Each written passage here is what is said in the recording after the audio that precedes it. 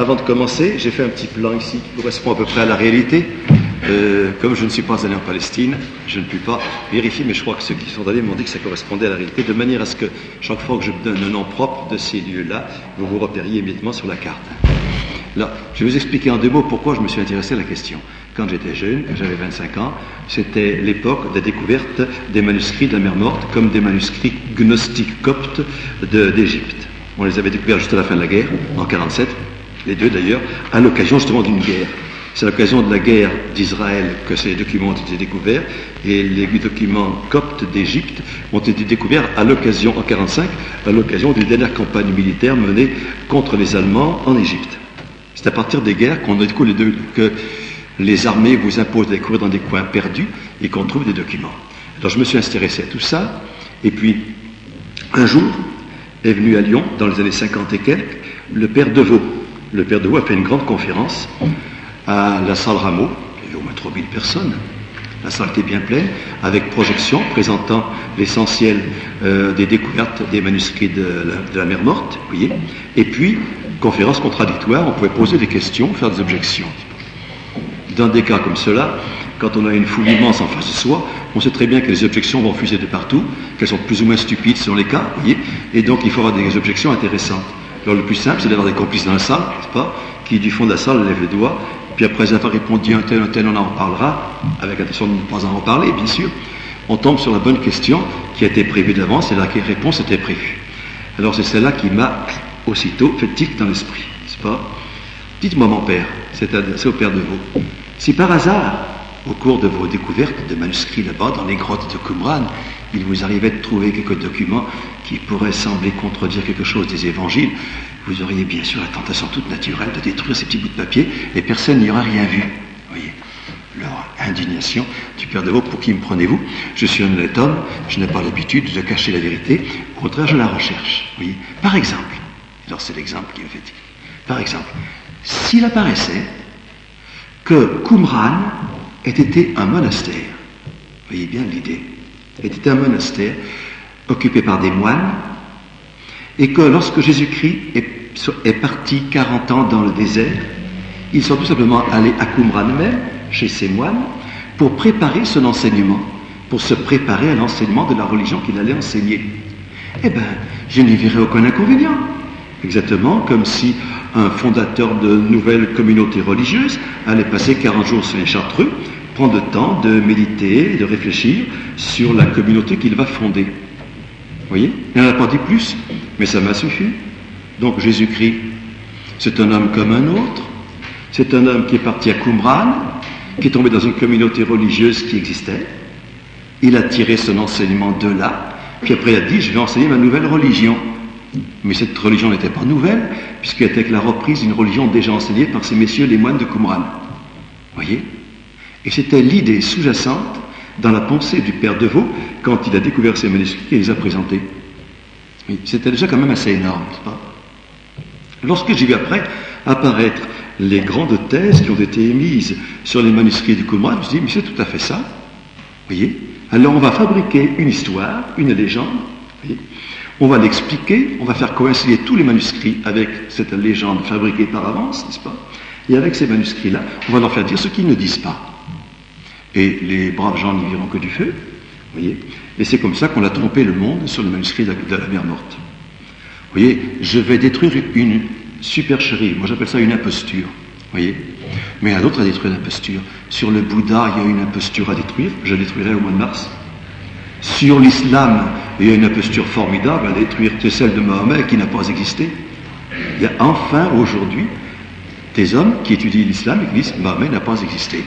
C'est une légende inventée plusieurs siècles après le début de l'islam. Vous voyez? Et je vous dirai la même chose pour le Bouddha.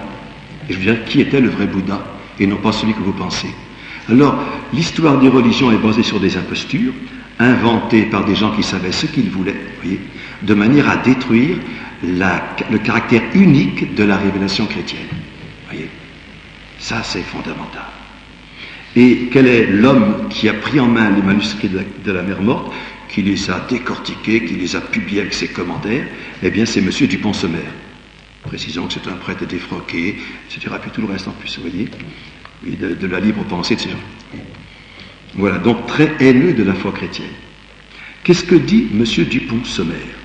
Il aurait existé, entre le début du 1er siècle avant Jésus-Christ et jusqu'à la chute de Jérusalem en 70, prise par les Romains, il aurait existé une communauté juive qu'on appelle les Esséniens, communauté monastique, ayant sa maison mère à Qumran, Wadi Qumran. Wadi, vous savez, Wadi, vallée sèche, Oued, c'est le même mot, hein?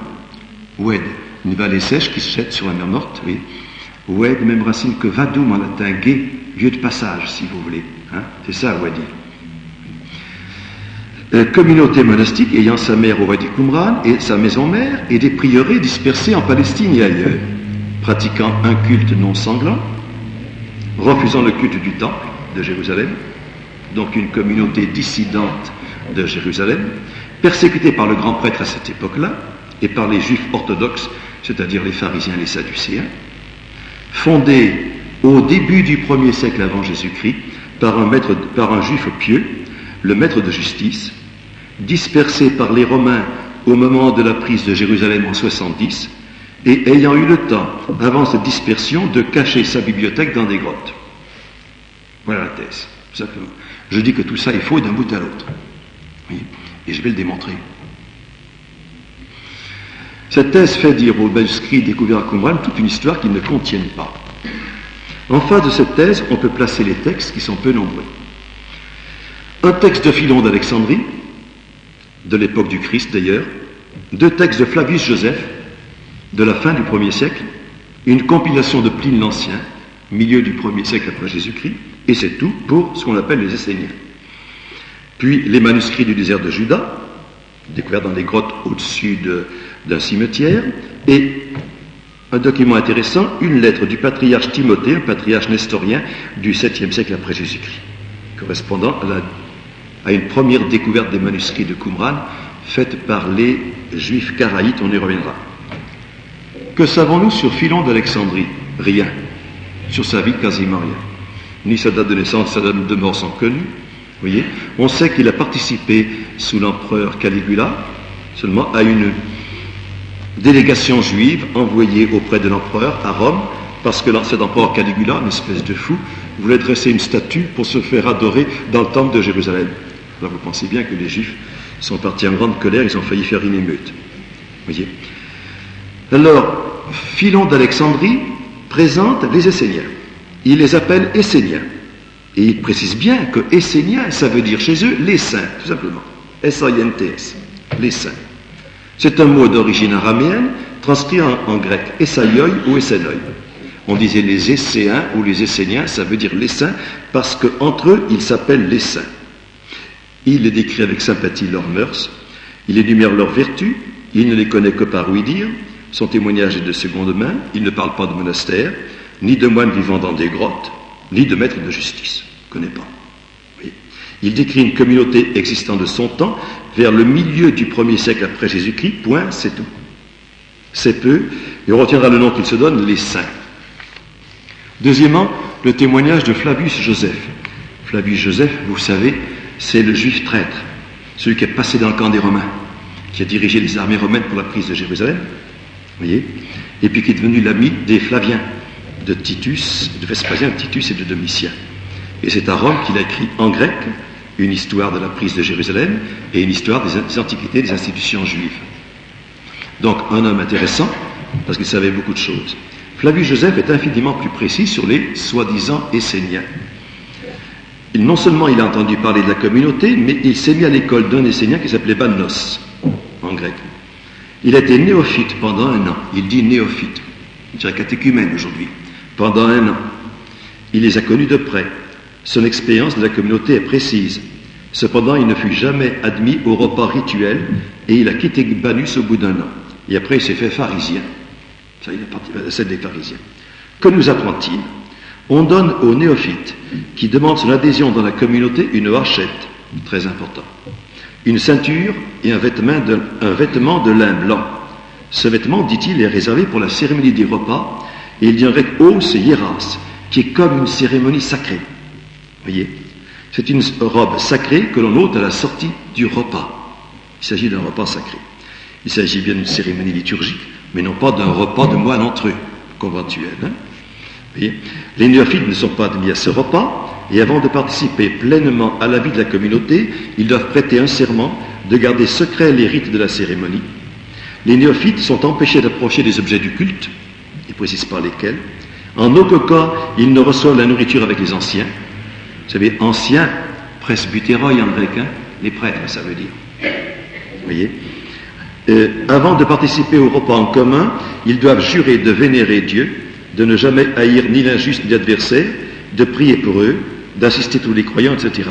Lui-même, Joseph, n'a pas prêté ce serment. Et il décrit une cérémonie sacrée à laquelle il n'a pas participé, donc dont il a entendu parler par ouï-dire. Vous voyez, quand même intéressant de noter que la description qu'il donne de la cérémonie sacrée correspond presque mot pour mot au texte de Qumran qui la raconte. Vous voyez, donc c'est quelque chose de très intéressant. Il y a ensuite les manuscrits du désert de Juda. Si l'on retient la thèse qu'ils sont les manuels de la communauté décrite par Philon et Flavius Joseph, ils nous donnent des renseignements de premier ordre, que l'on verra plus loin, qui ne sont pas en contradiction avec les précédents. Nous apprenons par ces manuscrits de Qumran que les membres de la communauté s'appellent toujours les saints. Vous voyez, les saints. Ou les hommes de sainteté. Aussi les élus. Les pauvres, ils s'appellent les bionymes, au pluriel. L'expression se retrouve de partout, dans les commentaires d'Habakkuk, dans les autres manuscrits. Et surtout les fils du juste, les Béné Sédek. Ben, fils de Sédek le juste. Hein? Ils sont les disciples d'un maître juste, le Moré Sédek. Moré, maître juste. Maître qui enseigne, hein, et qui est le juste. Qu'on a traduit par le maître de justice, celui qui enseigne la justice. Attention, pas de faire d'erreur sur la justice. Il ne s'agit pas de la justice humaine, des hommes entre eux, absolument pas. Il s'agit de la justice qui va être jugée par Dieu. Sommes-nous un homme juste aux yeux de Dieu? Comment devenir juste aux yeux de Dieu pour être admis dans le sein? Voyez. En qui il y a un maître juste en qui ils doivent avoir foi, dont ils doivent écouter la parole s'ils veulent obtenir le pardon de leurs péchés et donc le salut. Ça, c'est dans les manuscrits de Qumran. Ce maître juste est aussi loin de Dieu. Loin. Moi, j'ai bien aimé le mot oin. Vous savez, Messia, ça veut dire oin. Frotter avec de l'huile. En grec, c'est cryo qui veut dire frotter de l'huile. On dit en grec Christ, tout simplement. Donc, le mot Christ est à toutes les pages des manuscrits de Qumran. Et comme le mot Christ est trop clair pour nous, hein, alors on a mis loin chaque fois, oin, à la place de Christ. Mais c'est le même mot. Hein. En latin, c'est oin, en grec, c'est Christ. Et ça veut dire Messia. C'est le sens du mot Messia lui-même, qui veut dire frotter avec de l'huile, simplement. Il n'est pas prophète, ce maître juste, il n'est pas prophète, il interprète tous les prophètes. Interpréter, point de relation, que ça veut dire, on ne sait pas bien. Nous savons aussi qu'il a été persécuté par le grand prêtre qui voulait le mettre à mort. Par le grand prêtre qui voulait le mettre à mort. Alors l'abbé Carmignac, il a déclaré, on ne dit pas qu'il a été mis à mort. Hein? Et moi je lui ai répondu, eh oui, mais lorsque le grand prêtre a voulu mettre à mort Jésus-Christ, il n'a pas pu le faire. Il a fallu passer par le procurateur romain. Donc c'est pas le grand prêtre qui a mis à mort Jésus-Christ. Il l'a poursuivi en justice devant l'autorité romaine pour demander sa mort. Ça correspond, hein. Puis alors, le texte continue. Le grand prêtre a poursuivi le maître de juste pour le mettre à mort, mais Dieu l'a réveillé en lui envoyant son esprit. S'il s'agit de réveiller d'un sommeil ordinaire, il n'y a pas besoin d'envoyer l'esprit de Dieu, hein. Vous voyez? Et comme la résurrection n'a eu lieu qu'une fois dans l'histoire de l'humanité, on dit c'est un abax, hein. Il n'y a pas de mots pour expliquer la résurrection. Dieu lui a envoyé son esprit pour le réveiller. Voilà, texte. Un autre passage d'un commentaire de Naoum précise encore mieux. Hein. Vous voyez, ce n'est pas un usage. Oui, ce n'est pas un usage chez les Hébreux de pendre au bois les suppliciés. Hein. Chez les Hébreux, vous savez, c'est lapidation. On lance des pierres. Mais lui qui a été pendu au bois, on le vénérera. Donc lui aussi, le maître juste, il a été pendu au bois. Il a été pendu au bois, il a été réveillé par l'Esprit de Dieu. Voyez? Alors, comment il s'appelle notre ami Dupont-Sommer en note au bas de la page, il dit on cherche vainement là dans le premier siècle avant Jésus-Christ un homme qui était pendu au bois, puis qui a été réveillé après la mort, et on ne le trouve pas. Quand on cherche là où ce n'est pas, on risque pas de trouver, bien sûr, vous voyez. D'autant plus que pendre au bois, c'est un supplice romain, c'est pas un supplice grec. Or, au 1er siècle avant Jésus-Christ, les Hébreux en Palestine étaient commandés par les Grecs d'Antioche, par les Antiochus. Vous voyez, c'est pas un supplice grec, c'est un supplice romain. Donc ça n'existait pas au 1er siècle de Jésus-Christ, pendaison par le bois. C'était le supplice des esclaves à Rome. Mais ce n'est pas un supplice hébreu, absolument pas. Vous voyez? Donc il était impossible de le trouver à cette époque-là. C'est quand même 2 points importants pour comprendre ces manuscrits. Vous voyez? Et puis après, il a été enlevé du milieu de ses disciples. Enlevé, bien vague, on ne sait pas qui. Voilà les textes traduits. La description de la cérémonie du repas correspond à peu près à celle de Flavius Joseph, vous voyez, comme je l'ai dit. Il y a encore un texte de Pline l'Ancien, qui est une compilation quelconque. Je dis quelconque. En fait, Pline l'Ancien, écrit au 1er siècle après Jésus-Christ, c'est un compilateur, un homme qui a beaucoup lu. Il a certainement lu Philon d'Alexandrie. Et c'est dans Philon d'Alexandrie qu'il a trouvé l'histoire de ces Esséniens. Il vous parle de la communauté essénienne, qui habite au-dessus, dans les montagnes, au-dessus d'Engaddi. Si vous regardez bien Engaddi, c'est au milieu de la mer Morte, ce n'est pas à Qumran. Hein. Et quand on dit au-dessus d'Engaddi, c'est dans les monts qui sont au-dessus. Hein. Ça ne veut pas dire au nord d'Engaddi, parce qu'au nord, ça ne veut rien dire. Dessus, ne veut pas dire le nord. À cette époque-là, on ne faisait pas des cartes où le nord est en haut et le sud en bas. Voyez. Donc, au-dessus d'Engaddi, c'est donc dans les monts de Juda que se trouvaient ces Esséniens. Là où il y a encore des restes de l'or, les lors qui sont des espèces de grottes de moines qui ont vécu en Palestine dès l'époque de Jésus. Voyez. Donc c'est important de noter ça aussi. Au-dessus d'Engaddi, Dupont-Sommaire avait toute l'explication pour expliquer qu'au-dessus d'Engaddi veut dire au nord d'Engaddi, de manière à faire coïncider avec Qumran. Voyez. Alors ça, c'est des inventions de Dupont-Sommaire. Il faut bien essayer de prendre des textes et puis de les malaxer de manière à les ramener à la thèse première. Voyez. Bon, mais c'est tout simple, il n'y a pas grand-chose de plus. Il parle de la communauté essénienne un petit peu comme en parle Philon, Pline l'Ancien. C'est à peu près tout. Il y a enfin l'emplacement du Khirbet Qumran, Wadi, on dit Wadi aussi, c'est la même chose, hein, parce que le Wadi c'est la vallée sèche, hein, et le Khirbet c'est peut-être une petite colline qui est au-dessus. Vous avez une colline assez vaste, hein, qui domine la mer Morte, qui comprend un cimetière de 1000 tombes environ, important, un ensemble de bâtiments de dimensions relativement modestes, et il est difficile d'y voir la disposition de monastères dont les moines auraient vécu dans les grottes de la falaise voisine. Del Medico, Serrouillat et d'autres retiennent l'idée que ces grottes étaient des guénisotes, où l'on déposait les manuscrits sacrés raturés ou rendus impurs par un certain nombre de défauts, usage des Juifs. Quand un manuscrit sacré de la Bible est abîmé, détérioré, mal écrit, raturé, on le met dans une guénisote mais on ne le détruit pas. On le cache mais on ne le détruit pas. On le soustrait à la lecture sans le détruire. C'est un usage religieux juif.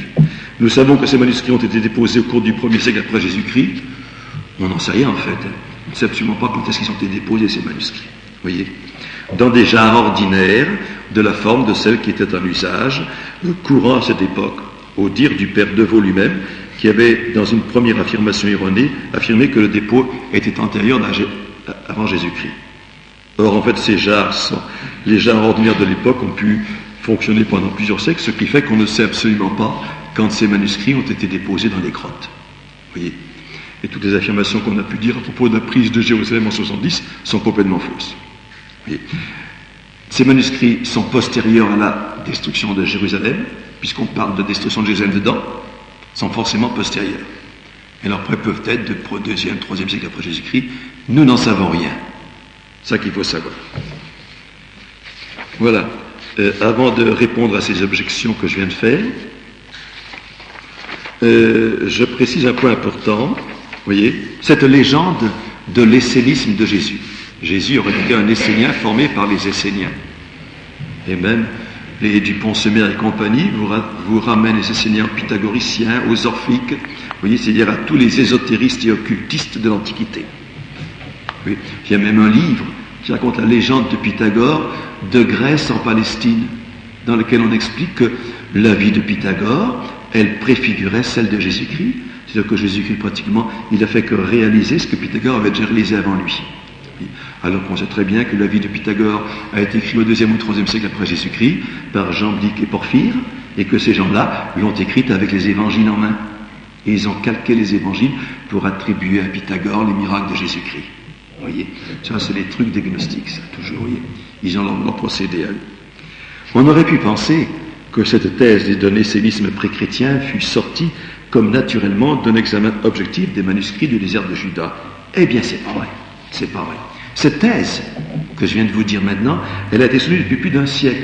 Elle a d'abord été esquissée par les philosophes du XVIIIe siècle, les rédacteurs de l'encyclopédie, qui ont inventé leur histoire des Esséniens, voyez, de manière à la dresser contre Jésus-Christ, dans une raison très précise. C'est Voltaire qui l'a reprise, bien sûr. Très intéressant de dire que Jésus-Christ, c'est qu'un homme comme un autre, qui est allé apprendre chez les Esséniens ce qu'il fallait enseigner. Hein? Elle a été développée par Renan au début du XIXe siècle, vous voyez, et elle a trouvé son expression la plus achevée dans le livre d'Édouard Schuré, Les Grands Initiés. Le livre qui a converti Teilhard de Chardin à la gnose, exactement. Parce qu'Édouard Schuré est un gnostique. Oui. Elle a été repoussée par tous les historiens sérieux à l'époque, vous voyez. Elle était enterrée. C'était une légende romancée qui n'avait aucun fondement dans l'histoire. Et lorsque la découverte des manuscrits de Qumran apparut comme une occasion merveilleuse de la ressortir avec tout l'appareil de l'érudition. Et ça, Dupont-Semer y a travaillé avec acharnement. Hélas, l'abbé Carmignac et le père Danielou l'ont suivi, au moins en partie. Vous voyez, c'est intéressant de noter aussi que les Esséniens tels qu'ils étaient décrits par Philon et par Joseph ont toujours été connus dans l'Église, depuis toujours. C'est pas une nouveauté, vous voyez. Et dans les premiers siècles de l'Église, soit Saint Jérôme, soit les historiens du Moyen-Âge ont toujours dit que c'était les moines chrétiens dès lors, là-bas du mont de Juda, dans les premiers siècles après Jésus-Christ. Les Ébionites, on les connaît bien, les Ébionites. C'est la première communauté chrétienne de pauvres, c'est-à-dire de moines qui ont fait vœu de pauvreté et qui vivaient dans ces lors, là-bas, au sud de Jérusalem. On les connaissait très bien. On n'a jamais prétendu que c'était des Esséniens, que les Esséniens étaient une autre communauté que des chrétiens. Oui. C'est seulement au XVIIIe siècle qu'on a inventé cette histoire. Oui. Alors, Édouard Schuré pose la question clé, celle qui ne peut absolument pas rester sans réponse. Et voici ce qu'il écrit dans son livre. Pourquoi le silence gardé par le Christ et les siens sur cette secte des Esséniens? Pourquoi lui, qui attaque avec une liberté sans égale tous les partis religieux de son temps, ne nomme-t-il jamais les Esséniens? Le Christ ne connaît pas les Esséniens. Pourquoi les apôtres et les évangélistes n'en parlent-ils jamais? Le Nouveau Testament ignore l'existence des Esséniens. Voilà une question redoutable à laquelle les théoriciens d'un essénisme pré-chrétien ne savent pas quoi répondre. Voici la réponse d'Édouard Schuré. Évidemment, parce qu'ils considèrent Jésus-Christ et les apôtres, ils considèrent les Esséniens comme étant des leurs copains, leurs amis, mais qu'ils sont liés avec eux par le serment des mystères, par le secret, et que la secte s'est fondue avec celle des chrétiens. Mais elle était antérieure, vous voyez. Et pour appuyer ses dires, il ajoute que Joseph et Marie étaient des Esséniens qui cachaient leur vœu de célibat sous le mariage, institution imposée par la loi de Moïse. Oui, on n'a pas le droit de rester célibataire. Or, les Esséniens étaient célibataires. Voilà. Voyez, je ne vois pas pourquoi la Sainte Vierge et Saint Joseph ont caché leur célibat par le mariage si la communauté essénienne en elle-même était déjà composée de célibataires. Ils n'avaient pas de raison plus que les autres de cacher leur célibat. Sinon parce qu'il y avait le sens d'un enfant. Bien sûr, hein, je veux bien. Et que les Esséniens étaient composés de moines célibataires et de sectaires mariés constituant un tiers-ordre. Ils ont tout bien revu la formation actuelle des tiers-ordres religieux. Que Jésus se retira au désert, c'est-à-dire à Engadi, parce que Schuré ne connaissait pas Qumran. Alors il a dit Engadi. Il est allé à Engadi parce qu'il ne connaissait pas Qumran. Quand Schuré a écrit son livre, les musulmans n'étaient pas encore découverts. Vous voyez, à Engadi, où il reçut l'enseignement des maîtres de la secte, dit-il, qu'il subit la cérémonie de l'initiation dans une grotte, au-dessus de la mer Morte, de la main du chef de l'ordre, l'Ancien. Évidemment, Schuré ne connaissait ni Qumran, ni le maître de justice. Vous voyez, il s'en tenait à la notice de Pline l'Ancien. Vous voyez, alors il fallait un chef de la communauté, il l'appelle l'Ancien. Rite d'initiation, dans une grotte, sur les bords de la mer Morte, c'est digne de Wagner, hein. Vous voyez? Et c'est l'invention d'Édouard Schuré avant qu'on ait découvert les manuscrits de la mer Morte. Parce qu'alors à ce moment-là, tout devient intéressant. On avait l'Ancien, c'était le maître juste. On avait la grotte, les grottes elles-mêmes, on avait tout. Vous voyez? Mais Schuré l'avait pas. Ce qui fait dire que la légende était déjà existait avant la découverte des manuscrits et des lieux. Il n'y avait plus qu'à la plaquer dessus, sur la légende déjà fabriquée. Vous voyez? Ça, c'est très important de savoir ça, vous voyez? Il s'en tenait à l'Antiquité ancien, vous voyez, sa retraite au désert consistait en un séjour dans une grotte, en nid d'aigle, avec plusieurs rouleaux des prophètes, des figues sèches, un filet d'eau et des aromates fortifiantes. Tout ce qu'il fallait pour vivre heureux dans sa grotte là-bas au-dessus d'Engaddi. Ouais, ça, c'est la thèse de monsieur Édouard Churet. Lisez Les Grands Initiés, vous serez édifiés. Ces considérations et d'autres ont été rajeunies par les découvertes des manuscrits. Et l'examen de ces derniers était entrepris à la lumière de la théorie. Voilà qui gênait considérablement l'objectivité du savant. Nous sommes ici dans un cercle vicieux.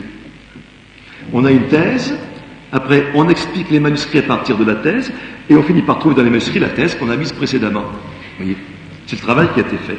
Cercle vicieux. On eut beau employer des formules dubitatives, des conditionnels, on a bien affirmé l'existence de cet ancien, le maître de justice, du monastère au nord d'Engaddi. Là, c'était au-dessus, mais ils ont dit au nord. Donc à Qumran, pour faire coïncider un peu Qumran avec Engaddi, avec quelques kilomètres de différence, vous voyez, du tiers ordre dispersé en Palestine, de la retraite au désert, donc à Qumran, etc. Or, cette thèse ne tient pas. Elle accumule les invraisemblances et les difficultés les plus insolubles. Jésus aurait reçu un enseignement secret, une initiation d'une secte préexistante, et se serait donc contenté de l'adapter à la foule des gens simples qui l'entouraient en Palestine. On a dit, Jésus, un Essénien qui a réussi. Le christianisme, un essénisme popularisé. Vous voyez, ça ce sont les formules de Renan. On voit d'ailleurs bien l'intention ôter au Christ l'originalité de son enseignement et l'autorité divine de ses affirmations. Vous voyez, Moïse vous a dit, mais moi je vous dis que. Réduire la fondation de son Église à la simple restauration d'une Église antérieure, à la diffusion d'une religion universelle transmise par une tradition ésotérique, donc à une formule parmi d'autres de communautés religieuses, etc. Et nous rejoignons aussi l'ésotérisme gnostique. C'est pour ça que ce chapitre, je l'ai mis dans un livre intitulé « De la gnose à l'œcuménisme ».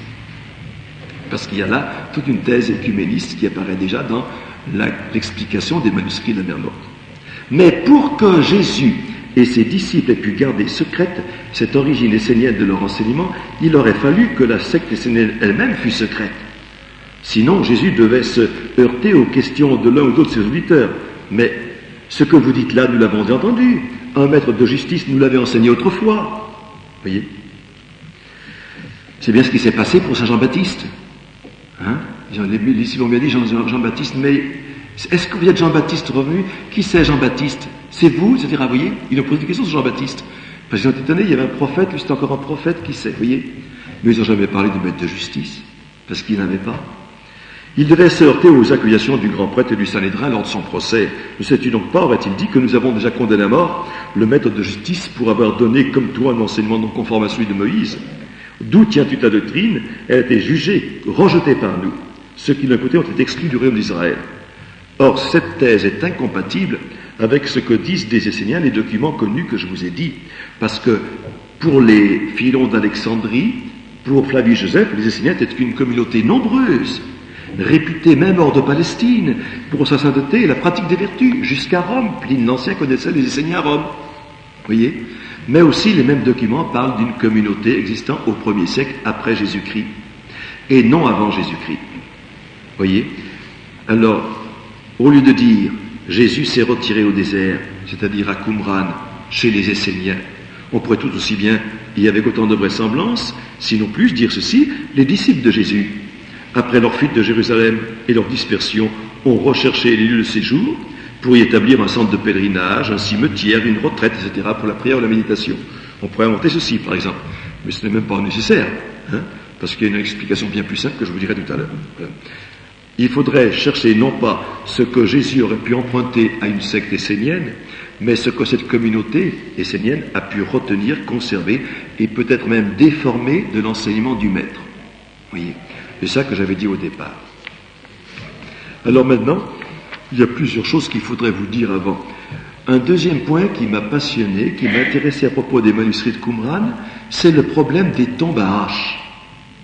Les tombes à Assia lyonnaises. Vous savez que si vous allez au musée des Gallo-Romains à Lyon, toutes les tombes du IIe siècle après Jésus-Christ possèdent des haches. Et elles sont toutes terminées par l'inscription et sub Assia dedicavit ou dedicaverunt. Et ils ont dédié la tombe sous la hache. Sub Assia, sous la hache. Voyez. Or, ce rapprochement que je fais avec les tombes lyonnaises, ce rapprochement a été fait déjà par Carcopino, qui a étudié l'Assia comme symbole du Christ. Voyez. Et il a démontré, avec un luxe de précision remarquable, que la hache était un symbole de la croix. C'était exactement le symbole du tau. Alors, je ne vais pas vous lire tout ce que j'ai rajouté dessus, parce que c'est en supplément, si vous voulez. Symbole du tau. Et il faut que les fidèles du Christ soient marqués au signe sur le front du tau. Le tau, c'est la croix ordinaire des supplices par le crucifix. C'est la croix ordinaire. Pour le Christ, on a rajouté un montant supplémentaire pour mettre l'étiquette. Jésus-Christ, roi des Juifs, voyez. Mais les autres n'ont pas ce montant-là. Il y a seulement une barre verticale portée sur les épaules qu'on fixe sur un poteau. Voyez. C'est pour ça que les Grecs, pour traduire le mot si vous voulez crucifié, ils mettent skolopizei. Ça veut dire enfoncé sur un pieu. C'est le mot qu'ils emploient pour dire que le Christ a été skolopizestai. Ça veut dire il a été posé sur un pieu. C'est leur manière à eux d'exprimer la crucifixion. Le mot crucifixion, ils l'ont pas. Voyez. Bon, donc c'est le tau. Dans les textes judéo-chrétiens anciens, on dit le Christ, il a été porté sur le bois, simplement. Monté sur le bois, ce qui est le vrai geste. Hein. On l'a monté sur le bois. Voyez. Alors c'est important ceci. Le tau, la hachette dont il s'agit ressemble à une croix. En fait, ressemble à un tau minuscule grec.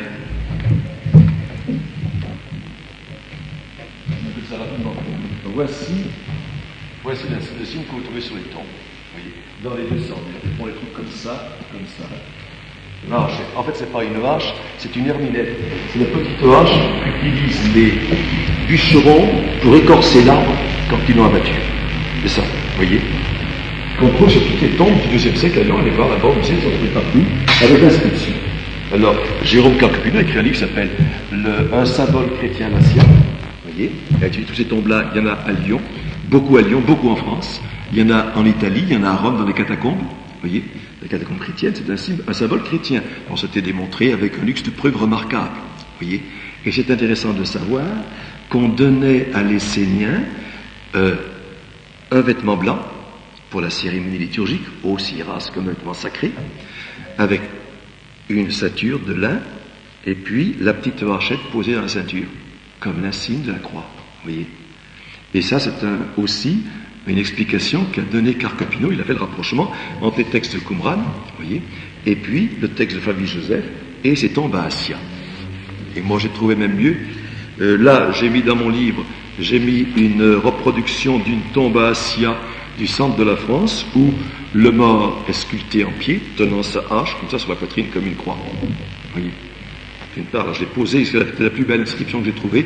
J'ai mise dans mon premier livre, et j'ai trouvé depuis une vieille sculpture dans l'église haute de Turnus, où le Christ est représenté portant à la main droite les trois doigts levés, vous savez, comme on le représente dans les voûtes de cathédrales ou d'églises anciennes, vous voyez, et puis à la main gauche une hache. Mais alors c'est à l'époque romaine, ça. Vous voyez, à l'époque romaine, c'est-à-dire 2e, 3e siècle après Jésus-Christ, l'époque gallo-romaine, si vous voulez. Hein. Ce n'est pas l'époque plus récente, la hache n'existe plus. Donc voilà une chose intéressante, ce que j'ai développé en plusieurs pages et que je ne vais pas vous développer maintenant. Voilà. Les objections que je dois faire à cette thèse. Hein. Voyez. Parmi les objections escamotées, il y en a pas mal. Bon, je rappelle que absolument rien dans les renseignements que nous possédons ne peut permettre de supposer qu'il existait des Esséniens avant Jésus-Christ. Je sais que l'abbé Carmignac m'a fait des objections sur 2 textes de Flavius Joseph, mais je lui ai répondu qu'il les avait mal interprétés, voyez, avec des erreurs de date. C'est une affaire d'érudition sur laquelle je ne rentre pas. Voyez, ensuite, je dois dire qu'il y a entre les manuscrits de Qumran et les notices de Philon et Joseph une différence considérable. Voyez, regardez bien la différence. Ce que Flavius Joseph n'a pas vu, ce que Philon n'a pas vu du tout, et ce que Flavius Joseph a seulement à peine esquissé, si vous voulez. Et les manuscrits de Qumran le développent très bien. Philon et Joseph décrivent les Esséniens dont ils parlent comme une secte juive parmi d'autres entre les pharisiens et les sadducéens. Alors les pharisiens, les sadducéens, nous les connaissons très bien. Hein, le Christ et les apôtres en ont parlé tout le temps. Bien. Les Esséniens, absolument inconnus, le Nouveau Testament ne connaît pas les Esséniens. Ce qui n'empêchera qu'un tas d'écrivains qui ont fait des manuels d'histoire de la Bible, qui ont fait des manuels d'histoire religieuse, vous parlent toujours des 3 sectes juives, les pharisiens, les sadducéens et les Esséniens. Les Esséniens, entre parenthèses, ils n'ont pas existé. Voilà, c'est ce qu'il faut dire. Et moi, lorsque j'expliquais mon vieux père Renier, qui n'avait pas existé, il m'a dit « Vous avez peut-être raison, parce que moi, je mets un point d'interrogation dessus. » Mais comme ça. Bon, continuons.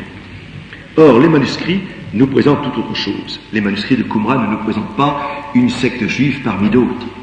Ils nous présentent autre chose.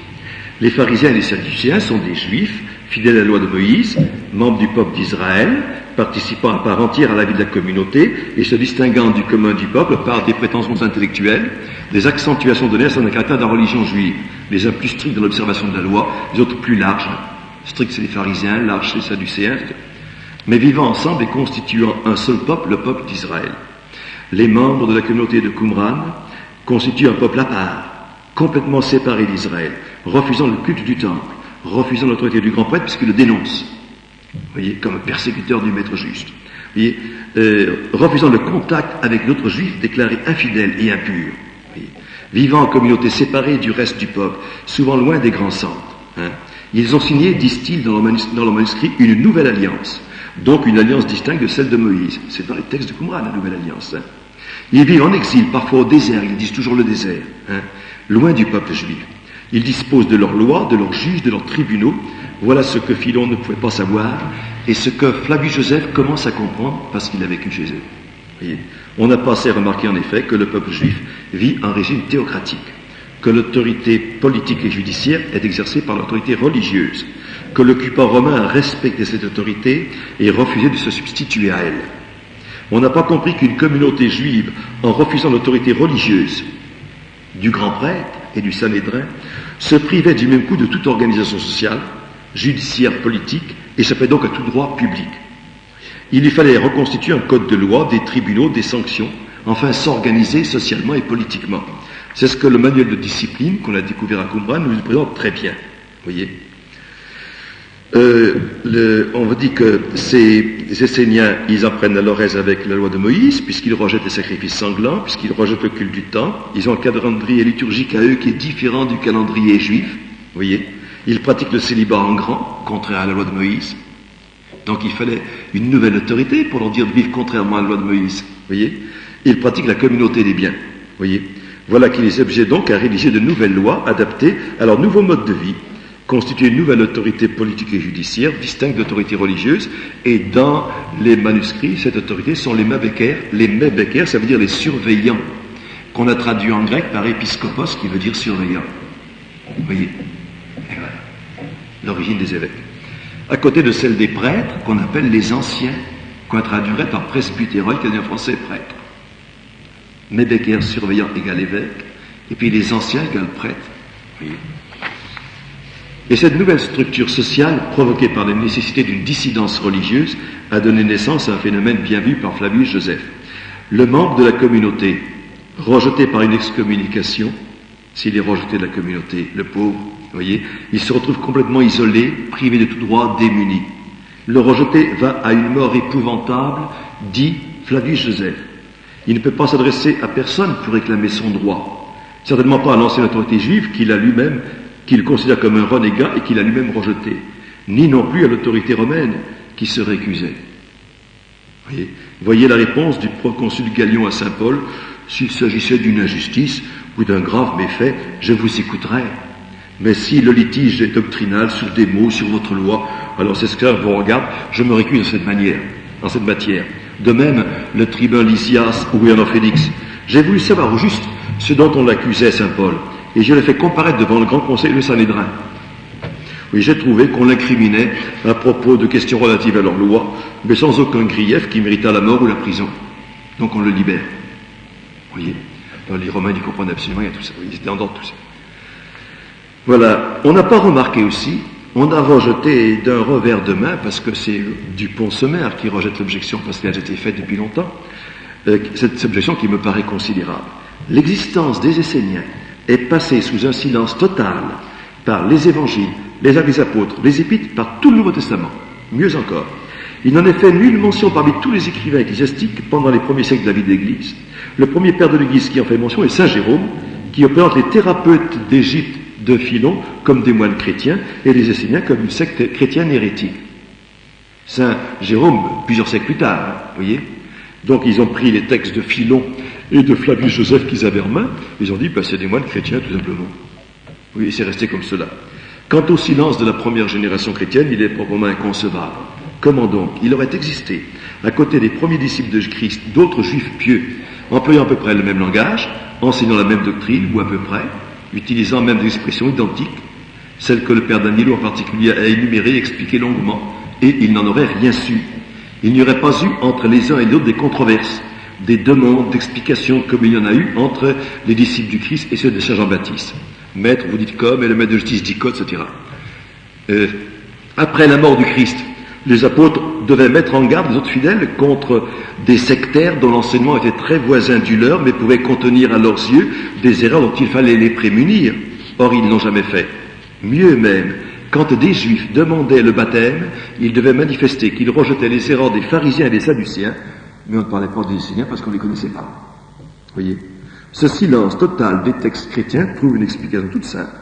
Si l'on admet que ces Esséniens, ces saints, ces pauvres de Dieu, ces fils du juste, ce sont eux-mêmes les premiers chrétiens. Et voyez d'ailleurs leur propre langage.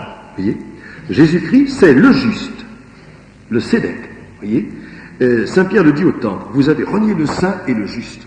Il est saint et il est juste. Saint Étienne, ils ont massacré ceux qui prédisaient la venue du juste, le Moré Sédèque. Voyez, que vous maintenant vous avez livré et assassiné.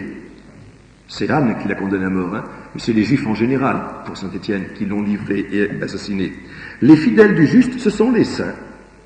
Un ami répond au Seigneur, Seigneur, j'ai entendu dire à beaucoup de gens tout le mal que cet homme, c'est Saint Paul, Saül à l'époque, Saul, a fait au sein de Jérusalem, et se tournant vers Saul, lorsque Saul arrive à Damas, il lui répond, le Dieu de nos pères t'a prédestiné à connaître sa volonté et à voir le juste. Tu as vu le juste. Jésus-Christ, on disait par le Seigneur c'est Dieu. Vous voyez, on disait par le Christ à cette époque-là, on disait le juste. Ou le maître. Le maître a dit. Le maître, le juste. Moré ou Sédèque. Vous voyez, c'est les deux mots que les premiers apôtres employaient pour Jésus-Christ. Saint Pierre à Lydda descend aussi chez les saints. Et dans les épîtres de Saint Paul, les saints désignent habituellement les fidèles de la communauté de Jérusalem qui ont fait vœu de pauvreté, car ce sont aussi les pauvres ou ébionymes, et pour lesquels il faut quitter dans les autres églises, pour leur permettre de vivre, puisqu'ils ne gagnent pas leur vie eux-mêmes. C'est pour ça que Saint Paul envoyait constamment à Jérusalem de l'argent pour permettre aux saints de Jérusalem, aux ébionites, de vivre. Voyez. Et si l'on refuse cette identification que je viens de dire, il faudra bien expliquer tout le silence du Nouveau Testament sur les Esséniens. Or maintenant, pour expliquer que ce que je vous dis là, je ne l'ai pas inventé, je vais vous expliquer des choses qu'on ne met pas dans les manuels, que j'ai trouvés ailleurs, dans les manuels qui traitent les Messémot, on n'en parle pas. Premièrement, un érudit anglais, Jean-Louis Titcher, comme ça veut dire professeur, je peux mettre je ne sais pas quoi, c'est ça. Jean-Louis Titcher a soutenu, à la découverte des Messémot, que les Esséniens et les Ébionites étaient identiques. C'est un érudit anglais, soutenu. Vous voyez, la plupart des savants se sont moqués de lui, dont Dupont-Sommer. Oui, cet érudit anglais a dit, il n'y a pas de problème, ces Esséniens, ce sont les Ébionites, c'est évident. En 1878, fin du siècle dernier, un manuscrit du Deutéronome avait été découvert par un antiquaire de Jérusalem, M. Shapira, dans, paraît-il, une autre grotte située sur la rive orientale est de la mer Morte. Paraît-il, point d'interrogation, j'en sais rien. À l'époque, ce manuscrit a été déclaré faux, et du coup, M. Shapira s'est suicidé. Parce qu'on dit, vous avez fabriqué le manuscrit. Il s'est suicidé. Et sa fille, comment elle s'appelle?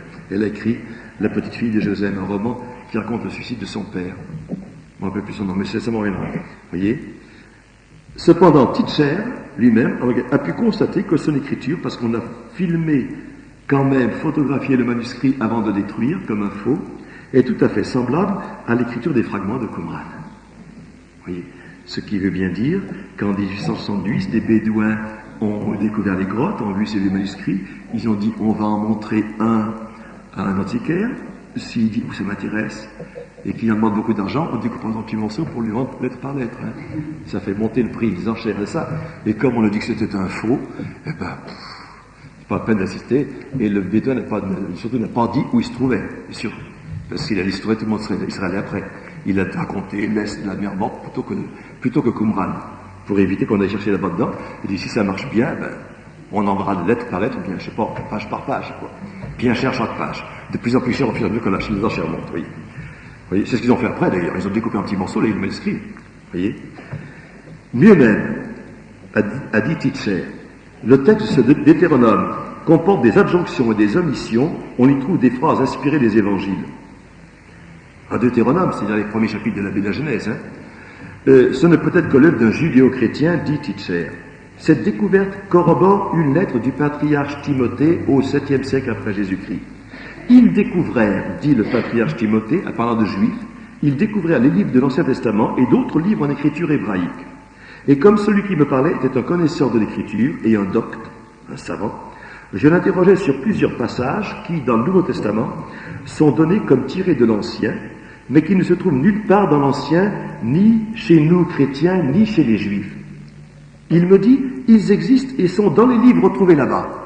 On dit pas où. Alors j'écrivis sur cela au noble Gabriel et aussi au métropolite de Damas, ce sont les évêques nestoriens, du 7e siècle après Jésus-Christ, afin qu'ils examinent ces livres et qu'ils voient si quelque part dans les prophètes se trouve le texte, il les appelait Nazaréens. Cet hébreu m'a dit, nous avons trouvé dans ces livres plus de 200 psaumes de David. C'est vrai qu'on les a trouvés depuis. Vous voyez, j'ai donc écrit à cela, à ce propos-là. Donc, au 7e siècle, c'est-à-dire vers l'an 800, ces grottes de Qumran avaient déjà été visitées et les Juifs en avaient tiré une multitude de livres. Presque pratiquement tout, sauf quelques livres qui disaient pas intéressants. Ce sont les livres qu'on a trouvés là. C'est ceux qui parlaient de la communauté et qui n'avaient pas bien compris. Nous y reviendrons, sur les Karaïtes. C'est l'histoire des Karaïtes. Voyez. Donc l'histoire du manuscrit Shapira laisse planer quelques doutes sur la thèse d'une bibliothèque essénienne enfouie pour échapper au massacre et au pillage des Romains en 70. Saint Épiphane déclare quelque part que les Esséniens, avant de porter ce nom, s'appelaient Nazaréens. Donc, disciples du Nazaréen. Voyez. D'où l'on voit qu'ils étaient des judéo-chrétiens. Parmi les psaumes d'action de grâce, découverts à Qumran, on trouve des formules proprement chrétiennes. Tu connais mes pensées et dans mes angoisses tu m'as consolé. Et vous avez encore, je montre secourable, je donnerai des pardons, alors que la loi de Moïse, c'est dent pour dent et pour œil. Vous avez ici tout un enseignement qui est le contraire de l'enseignement de Moïse, au moins sur ce point-là. Car toi, mieux que mon père, tu m'as connu, et depuis le sein de ma mère, tu m'as protégé, jusqu'à la vieillesse. Donc ici, Dieu est présenté comme un père. Toi, pourvois ma nourriture, voilà des demandes du pater, car tu es le Père pour tous les, il y avait je pensais pour tous les saints, pour tous les justes, et tu te réjouis d'eux, comme un miséricordieux à un enfant son, comme un nourricier à celui qui tient dans le giron, tu donnes la nourriture à toutes les créatures. On retrouve ici les demandes du pater. L'abbé Carmignac faisait remarquer que l'expression notre Père est proprement chrétienne lorsqu'elle s'adresse à Dieu. Parce que pour les Juifs de l'Ancienne Alliance, elle s'appliquait à Abraham, qui était leur père, et pas à Dieu. Et les Juifs de l'Ancienne Alliance ne connaissaient pas encore la filiation adoptive enseignée par Jésus-Christ. Vous voyez ?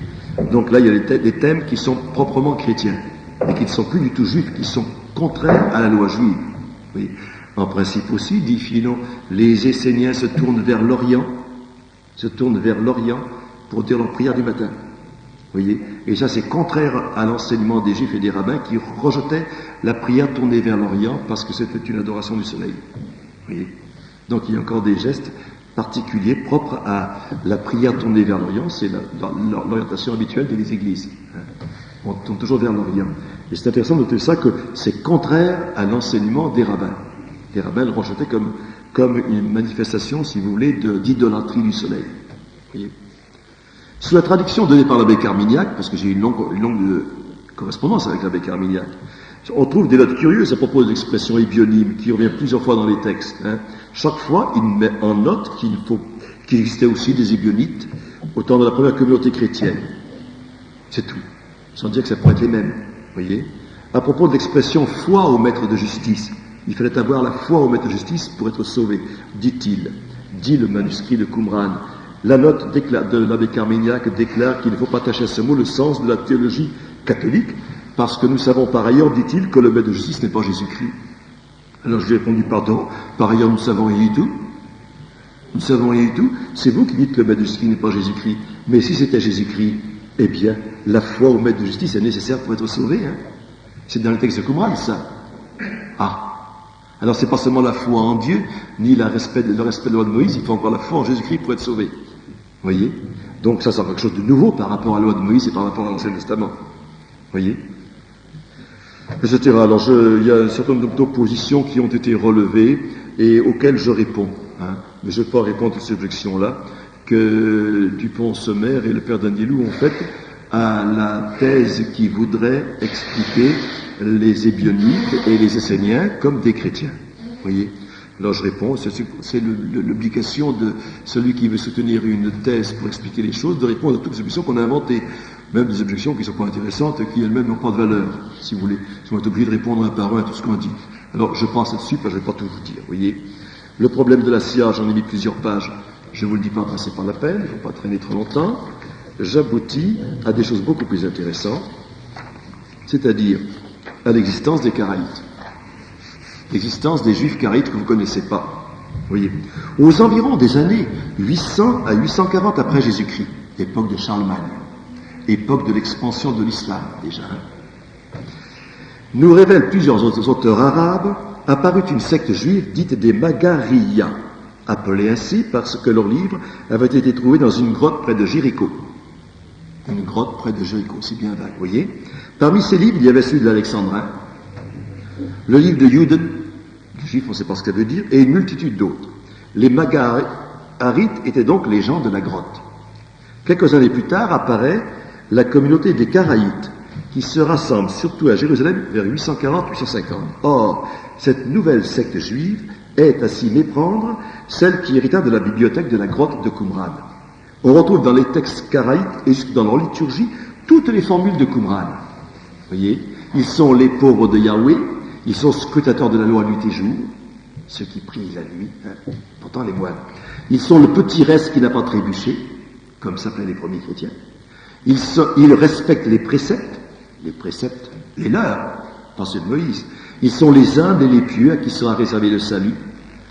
Et ils veilleront ensemble un tiers toutes les nuits de l'année pour lire dans le livre, donc c'est le livre, c'est la Bible, le vrai livre, pour étudier le droit et prier ensemble. Mieux encore, dans leurs prières, les Karaïtes attendent le retour du maître de justice. Carrément. En l'an 800, le maître de justice, on ne l'a pas inventé maintenant, on le connaissait à cette époque-là. Le Moré Sédek, qui ramènera le cœur des pères sur les fils, qui abolira la Mishnah, le Talmud et la Halakha, c'est-à-dire toute la littérature rabbinique. C'était des Karaïtes qui étaient opposés violemment à tous les rabbins et à tous les juifs de leur époque, vous voyez, qui rejettera tout ça et enseignera ses voies pour que nous suivions ses sentiers. Eux-mêmes, ils s'appellent les Saddukim, ça veut dire les justes, et les gens du livre, les Karaïtes. Les gens du livre, ils ont retrouvé enfin une Bible hébraïque, parfaite, ancienne. Vous savez plus de quelle époque, ils étaient incapables de dire de quelle époque c'était, vous voyez, alors que les Bibles juives n'étaient pas conformes à cette Bible-là, vous voyez. Ouais. Ils furent en but aux persécutions des rabbins talmudistes, qui les traitèrent d'hérétiques, et puis quand ils appelaient des Sadducéens, c'était des formules injurieuses. Vous prétendez les justes, mais vous n'êtes pas plus justes que d'autres, vous voyez. Ils jouissaient de la protection de l'autorité musulmane, et échappaient ainsi aux tracasseries des rabbins. Voilà qui est remarquable. On a découvert dans une guénisote du Caire de juifs karaïtes, vous voyez, un manuscrit qu'on appelle le document de Damas. Il a été découvert dans les années 1880. Ce manuscrit est exactement identique à plusieurs manuscrits découverts à Qumran. Vous voyez. Or, dans ce document de Damas, vous voyez, vous avez la nouvelle alliance conclue au pays de Damas. Alors les gens se disent, qu'est-ce que ce pays de Damas, quel rapport avec ça? Ils ont imaginé que Saint Paul, peut-être, etc., tout ça, vous voyez. Alors simplement qu'à l'époque des Karaïtes, au Xe siècle, il y avait un Turc qui s'appelait Ahmed, pas Mohamed, Ahmed, la même chose, un Turc qui a pris de force la Syrie, la Palestine et l'Égypte, qui a imposé son autorité à ce moment-là, et qui a chassé les musulmans qui dépendaient de l'autorité de Bagdad. Vous voyez, du calife de Bagdad. Il s'est révolté contre eux, il a constitué sa communauté à lui, et il s'est fait protecteur des Karaïtes. Ce qui fait que les Karaïtes sont diffusés à Damas, vous voyez, en Palestine, à Jérusalem, surtout à Jérusalem, et en Égypte. À cette époque-là. Donc à l'époque de Charlemagne, vous voyez. À l'époque de Charlemagne, on avait découvert les manuscrits de la même mémoire déjà, la plupart d'ailleurs. Ce qu'on a découvert en 47, c'est ce qui restait, ce qu'ils ont laissé. J'ai trouvé ça pas intéressant. Et ce qui les intéressait, c'était la Bible. Mais les documents sur la communauté de Qumran ne nous intéressaient pas. Ça laissé tomber, vous voyez. Ensuite, cette littérature karaïte est empruntée presque textuellement au manuscrit de la mer Morte. Rapprochons les faits. En 800, le patriarche Timothée apprend que les Juifs pieux ont trouvé une bibliothèque dans une grotte, comprenant beaucoup de livres de l'Ancien Testament, plus de 200 psaumes de David, dit-il. Voyez, il apprend par son correspondant que les textes de l'Ancien Testament ont été aménagés et qu'on y trouve des allusions à la vie du Christ, le Nazaréen, qui n'existe pas dans les Bibles classiques de l'époque, juive ni chrétienne. Oui. Ensuite, si l'on rapproche de ces textes le Deutéronome Shapira dont j'ai parlé tout à l'heure, qui lui avait été aussi revu et corrigé, il est bien difficile de nier que cette communauté fut judéo-chrétienne. Pourquoi? Un point particulier va nous conduire aux limites de la certitude. On va retrouver chez les Karaïtes, professer à propos du maître de justice, les mêmes erreurs que faisaient les judéo-chrétiens sur le Christ et contre lesquelles les apôtres vont lutter avec énergie. Deux erreurs qu'on trouve dans le manuscrit de Qumran, la nature angélique du Verbe et l'attente d'un double Messie. Très important, ça, oui. Parmi les ouvrages de la grotte trouvés en l'an 800, il y avait le livre de l'Alexandrin. Vous voyez, livre fameux et connu, le plus important de la grotte. Alors, l'Alexandrin, c'est Philon d'Alexandrie. Donc, il devait y avoir aussi le manuel de Philon, qui était un manuel essénien, puisque Philon raconte la vie des Esséniens. Vous voyez, pourquoi Philon? Les Karaïtes affirment que le Créateur créa seulement un ange, et que ce fut cet ange qui créa tout l'univers, qui envoya les prophètes et accomplit les miracles. Or, Philon affirme, lui, que le Logos fut le premier ange, le Protos Angelos. Donc, Jésus-Christ, Logos, est un ange. Il n'est pas fils de Dieu. Il n'a pas une nature divine, mais angélique.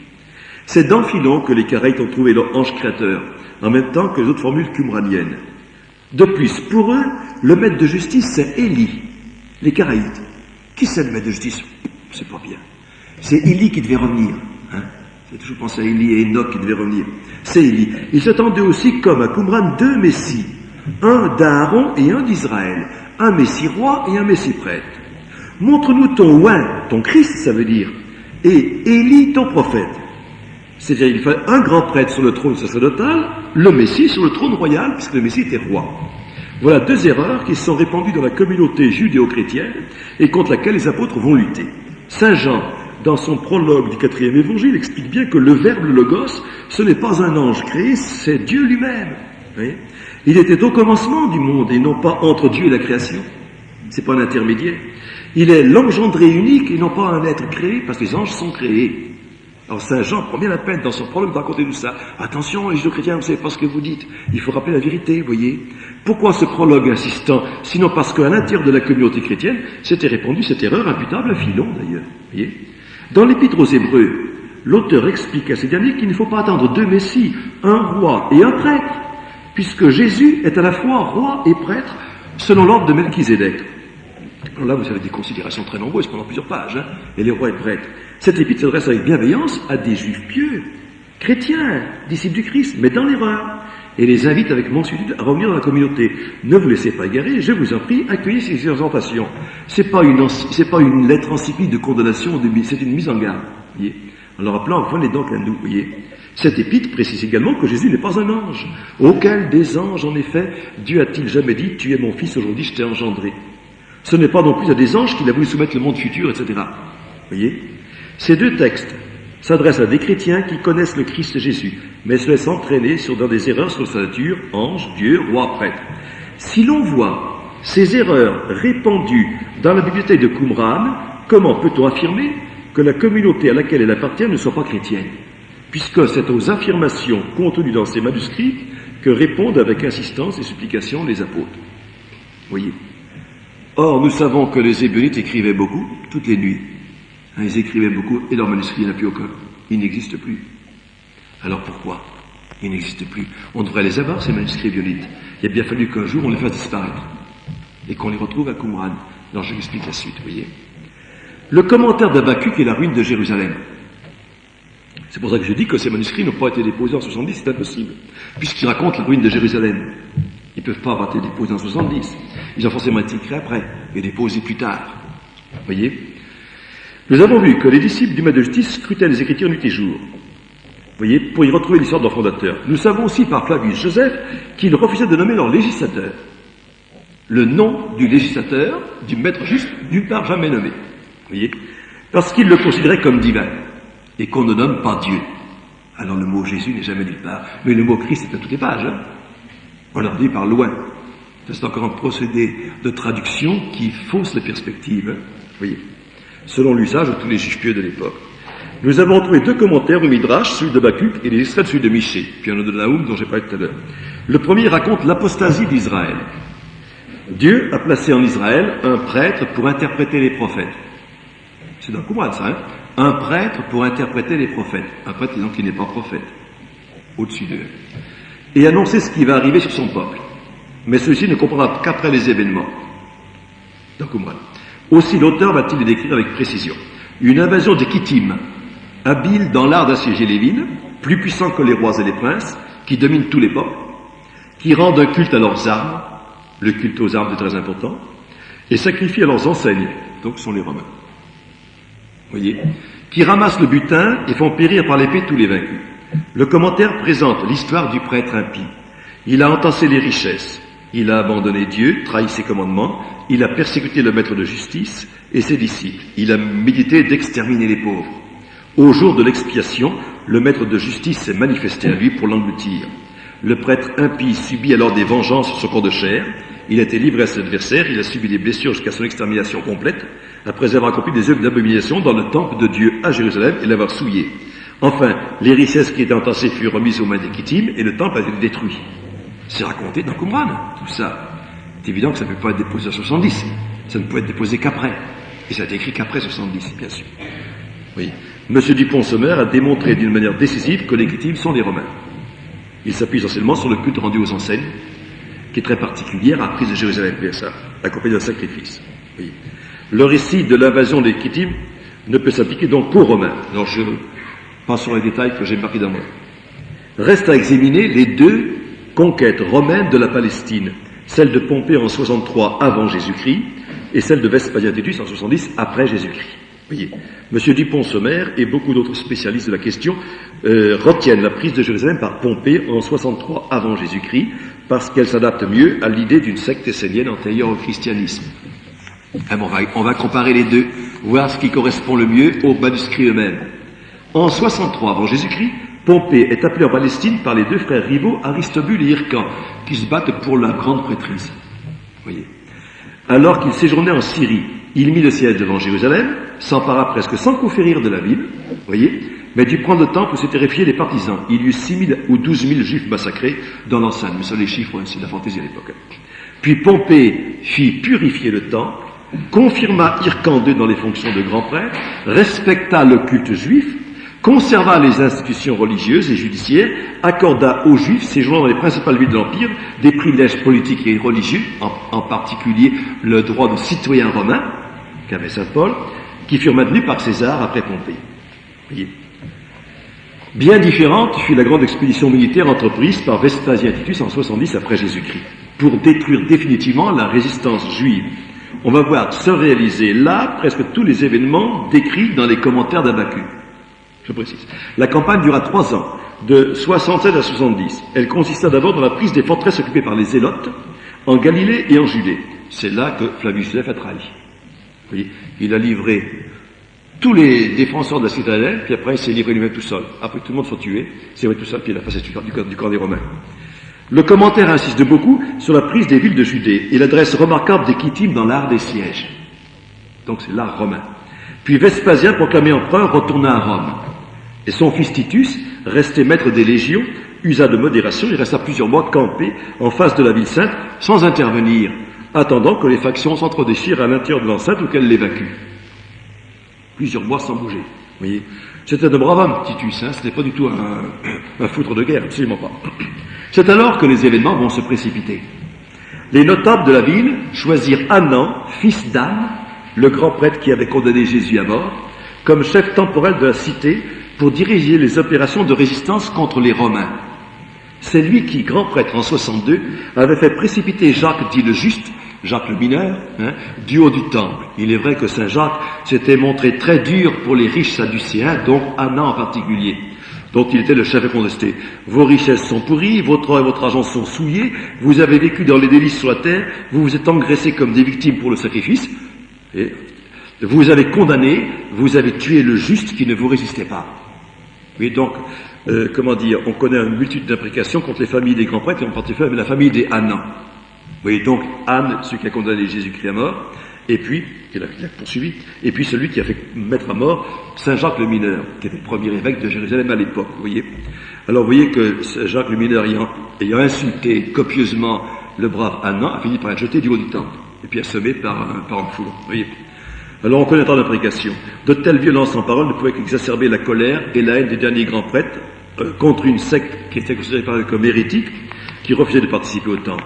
On voit encore par là que Saint Jacques attribue au Fils le crime du Père, voyez, la mise à mort du juste dont il rend responsable la caste sacerdotale dans son ensemble. Anan, devenu à nouveau grand prêtre et responsable de la ville, se heurta très vite à la méfiance puis à l'hostilité déclarée des zélotes. Méfiance peut être justifiée, car il se montrait prudent et aurait préféré une capitulation négociée avec les Romains qui la proposaient. Voyez. Les zélotes, maîtres du temple, organisèrent la mise à sac de la ville. Anan, avec les troupes juives restées fidèles, partit à l'assaut du temple. C'est les Juifs fidèles avec Anan qui vont attaquer les Zélotes à l'assaut du temple, pendant que les Romains encerclent tout. Vous voyez, à l'assaut du temple, il engagea de très durs combats. Les corps des tués s'entassaient sur les parvis, véritable souillure pour le temple. Mais Anan dut renoncer à son entreprise, puis se cacher pour éviter la mort. On finit par le trouver, on l'égorgea, on le dévêtit, on le jeta aux chiens ou vautours, sans sépulture. Outrage inouï en Israël, oui. Terminons cette expédition sur la ruine du temple. Titus voulait sauver le monument. Voyez, mais au moment où il pénétra dans le Saint des Saints, un soldat de la suite, voyez, comme inspiré par Dieu, précise Flavius Joseph, lança un brandon enflammé et tout le bâtiment se consuma en un immense brasier. Puis les officiers romains rassemblèrent les anciens de toutes les légions et leur offrirent un sacrifice sur le parvis. C'est l'abomination de la désolation. Quand vous verrez le culte sacrilège, le culte idolâtrique à l'intérieur du temple, vous saurez que le temple a été abandonné. Et les chrétiens devaient quitter Jérusalem avant. D'ailleurs, c'est ce qu'ils ont fait. Voyez, c'était le signe par lequel on reconnaîtrait que Dieu ou son ange avait abandonné définitivement le temple. Un ange, dit Flavius Joseph, gardait le temple et l'abandonna lors de sa destruction par Titus. Et la didascalie, qui est un document chrétien de l'époque, nous dit que quand Dieu abandonna le peuple, il laissa leur temple déserté, il déchira le voile, il en retira son Esprit Saint et il le répandit sur ceux qui crurent parmi les gentils. Dorénavant, le temple de Jérusalem, c'est le peuple chrétien, puisque le temple n'existe plus. Ainsi donc, un examen attentif du manuscrit d'Habacuc montre réaliser dans cette campagne de Titus tout l'essentiel de la prophétie écrite après l'événement. Dieu abandonne Israël et son temple, les forteresses ne peuvent résister, il est ridicule d'un construire contre équipe, le grand prêtre est mis à mort, c'est le châtiment pour son crime, puisqu'il a persécuté le maître juste et ses disciples, son corps est exposé aux bêtes de proie, le temple est détruit, son trésor est réparti entre les soldats romains vainqueurs, et vous savez que ce trésor est arrivé à Rome, et que sur l'arc de Titus, on voit Rome, bien sûr, le défilé des juifs prisonniers avec tous les instruments du temple. C'est pas ce qu'on dit depuis. Le temple est détruit, Titus se réserve les objets du culte pour la cérémonie de triomphe à Rome. Le temple a été souillé par un sacrifice sacrilège aux enseignes romaines. Vous voyez, ce sont des détails précis, concrets, qui ont certainement frappé les imaginations des chrétiens. Témoins de pareilles catastrophes, et ils avaient la prédiction de Jésus-Christ. Ils disaient, Jésus-Christ était prévu. Vous voyez, le document de Damas ajoute, depuis le jour où a été enlevé le maître de la communauté, jusqu'à la disparition de tous les hommes de guerre qui ont marché avec l'homme de mensonge, vous voyez, il s'est écoulé environ 40 ans. Comptez bien, 40 ans, 70 moins 40, ça fait 30. Simplement, vous voyez. Et nous sommes après à l'époque de l'enlèvement du maître de la communauté, 30 après Jésus-Christ. Il n'y a qu'à compter comme ça, c'est-à-dire environ les 30 après Jésus-Christ. Cette coïncidence pouvait passer pour un signe précis, comme ceux que les Juifs pieux cherchaient pour consolider leur foi. Hein. Un autre détail assez curieux mérite d'être signalé, il a exercé la sagacité des exégètes. Le prêtre impie a persécuté le maître de justice pour l'engloutir dans l'emportement de sa fureur, et à la fin du temps du repos, il s'est manifesté à eux pour les engloutir. S'agit-il d'une théophanie ou non? Théophanie, apparition de Dieu. Jésus-Christ étant apparu au moment de la prise de Jérusalem. Eh bien, Joseph nous raconte ceci. Vous voyez, lorsque Saint Jacques fut mis à mort, on vit apparaître à Jérusalem un homme nommé Jésus, qui se mit à vociférer des imprécations contre Jérusalem. Il fut conduit au procurateur romain qui le fit flageller et renvoyé comme simple d'esprit. Mais redevenu libre, il ne cessa de crier ses menaces contre la ville jusque pendant le siège de Titus, au cours duquel il fut abattu d'une flèche par les Romains. Vous voyez, c'était la réponse, dit-on, de l'illuminé, voulant manifester par ses cris que la vengeance de Dieu s'exerçait sur la ville pour le meurtre du juste. Oui. Je ne rajoute pas autre chose de plus, je pense que vous avez bien compris quand même, c'était fondamental, que ce récit de la prise de Jérusalem correspond exactement au texte de Qumran. Vous voyez. Alors enfin, pourquoi ces manuscrits dans les grottes à Qumran, dans les grottes au sommet de la montagne, loin du cimetière, hein, vous voyez. Alors le site de Qumran, c'est l'emplacement d'un cimetière et non pas d'un monastère. Vous voyez, ce cimetière, on se demande comment une telle hypothèse, celle du monastère, a pu résister à quelques objections fondamentales. Vous voyez, ce cimetière comprend 1000 tombes, alignées régulièrement. Vous voyez, en 2 séries de 500, avec un espace entre les deux. Vous voyez, donc il y a eu 2 séries d'enterrements successifs. Donc de moines alignés régulièrement, dans le même ordre, bien disposés, oui. Et selon un rite particulier, les 2 mains croisées devant, comme cela. Il y a des historiens qui ont déjà relaté la position du Christ, sur celui de Turin, voyez, les 2 mains croisées sur le bas-ventre. Et ils ont remarqué que tous ces moines sont couchés, voyez, face au ciel, avec les 2 mains croisées sur c'est ce qu'ils ont remarqué. En déterrant quelques tombes de ce cimetière de 1000 tombes. Ils ont dit, voilà un rite religieux qui correspond à l'enterrement du Christ. D'accord, c'est encore un argument supplémentaire, si vous voulez. Les Juifs n'enterraient pas leurs morts comme ça dans des immenses cimetières. Ça n'existait pas, cimetière chez eux. Les Juifs, ils enterraient leurs morts chez eux, dans des tombeaux creusés dans le sol, chez eux, et par famille. En groupe, vous voyez. Ils ne possédaient pas de vastes nécropoles. Ce sont les chrétiens qui ont inventé les nécropoles. Et qui ont inventé les nécropoles comme des cimetières. Koimeterion, ça veut dire dormitorium, dortoir. On attend la résurrection, puisqu'on va ressusciter. Donc il faut se coucher, prêt à se lever. Toujours visage face au ciel. Et puis les uns côté des autres. Quand le Christ viendra, on sera tous ensemble. Vous voyez. Ça, c'est bien. C'est tout à fait le symbole des premiers chrétiens, ça. Alors, vous en avez des collections de ces grands cimetières comme ça, des aréas, comme ça s'appelle des aréas. On en trouve en Sicile, on en trouve un peu de partout. Dans les grandes villes comme Rome, c'était en catacombes sous terre, mais dans d'autres villes, c'était pas du tout sous terre, c'était à ciel ouvert, d'immenses tombes comme cela, vous voyez. Et puis on adjoignait à ces aréas, cette espèce d'immense terrain où on enterrait les morts, on adjoignait un petit bâtiment qu'on appelait un cella, vous voyez, pour le logement et des fossoyeurs. Les fossores, ceux qui sont chargés d'enterrer les morts, qui vivaient plus ou moins quelque temps là, parce que ce n'étaient pas des lieux bien agréables à vivre, mais qui étaient chargés d'enterrer les morts, puis d'assurer un certain culte pour les morts. Vous voyez? Donc c'est très bien, vous avez un immense cimetière de 1000 tombes, ça fait énorme, c'est immense, puis un petit bâtiment boule, un logement pour les personnels chargés d'entretenir le cimetière et les morts. Vous voyez? On n'a pas retenu l'hypothèse que ce cimetière peut être judéo-chrétien. Par exemple, celui des Ébionites. Ceux parmi les chrétiens de Jérusalem qui avaient pratiqué la pauvreté volontaire dans une communauté telle qu'elle est décrite dans le manuel discipline. Pourquoi l'a-t-on pas retenu? Enfin, le problème de l'origine de ces manuscrits. La première hypothèse énoncée que je vous ai dit, celle de Geniza. Dépôt de vieux manuscrits relégués là parce que déclarés impurs, donc inutilisables par l'autorité rabbinique. Ça, c'est l'usage des Juifs en général. Vous voyez, c'était l'hypothèse la plus raisonnable parce qu'elle correspond à des faits connus et du moins constatés par ailleurs. Vous voyez. Pourquoi cette hypothèse a été abandonnée? On lui a substitué là très vite l'idée d'une bibliothèque enfuie par des Esséniens qui seraient enfuis en 70. C'est absolument invraisemblable et impossible. D'abord, si les Esséniens ont existé après, parce qu'on l'affirme encore, pourquoi ne sont pas venus les rechercher? Parce que les Romains après, c'était fini, après on pouvait vivre tranquillement. Jusqu'à l'empereur Adrien, jusqu'au IIe siècle, les Juifs pouvaient vivre tranquillement en Palestine. Après la conquête, il n'y a pas eu de persécution des Juifs après la conquête. Les Juifs sont bien restés en Palestine, jusqu'à la révolte de Bar Kokhba, puis après les légions romaines de l'empereur Adrien sont venues tout expulser les Juifs de Palestine. Mais pas à cette époque-là. Or, ils ne sont pas venus rechercher ces manuscrits. S'ils étaient si précieux, si on les avait cachés pour les retrouver, il fallait vite les reprendre. Ils les ont jamais repris. Or, c'est pas vrai. Ces manuscrits n'ont pas été déposés bien proprement pour bien les retrouver. Ils ont été mis en vrac n'importe comment. Vous voyez, c'est ce qu'on dit les découvreurs. Ils ont bien fouillé n'importe comment, ça a peut-être aussi été fouillé précédemment et donc déjà abîmé. Ensuite, il y a une troisième hypothèse possible, nullement imaginaire, car elle a été vérifiée ailleurs. Les manuscrits gnostiques coptes de Nag Hammadi, dans la Thébaïde, en Égypte, ont été enfermés dans une jarre et déposés dans la tombe d'un ancien cimetière chrétien abandonné, à 10 km, vous voyez, du monastère fondé par Saint Pacôme. La basilique de Saint Pacôme, à 10 km de la basilique de Saint Pacôme, vous avez un cimetière de moines chrétiens, Thébaïde, du IIIe siècle après Jésus-Christ. Vous voyez? Or, dans ce cimetière, les paysans qui ramassaient la terre les débris des corps pour engraisser leurs champs, vous voyez, ramassés dans les tombes. C'est le cimetière abandonné, en profitait. Les paysans coptes, ils ne savaient pas que c'était des moines, que c'était des tombes religieuses. Vous voyez, eh bien, un jour, l'un de ces paysans, à la place du corps du mort, dans le creux, il a trouvé une jarre pleine de manuscrits. Et c'était les manuscrits coptes de Gnostique, une bibliothèque gnostique qui était découverte là. Vous voyez.